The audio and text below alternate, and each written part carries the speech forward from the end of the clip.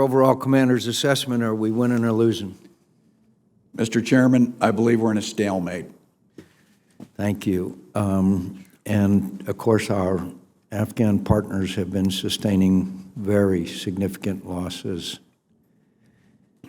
And I'm not sure that's sustainable, the level of losses that the ANA is experiencing. And Mr. Chairman, we're very concerned about the level of losses.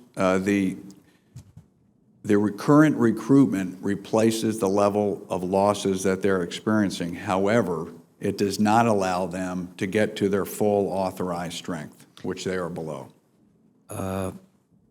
According to the IG, the Taliban controls 15% more territory than they did in 2015. Do you agree with that?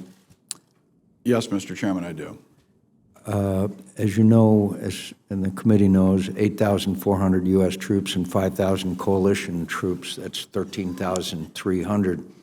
And I'm fully aware, General, I know members are, that numbers are just one parameter. It's what they do, how they're equipped, and all that. But it is an important parameter. How many more do you need to get this stalemate reversed? Mr. Chairman, I have adequate resourcing in my counterterrorism mission. In my train, advise, and assist mission, however, we have a shortfall of a few thousand. And this is in the NATO train, advise, assist mission. So this can come from the U.S. and its allies.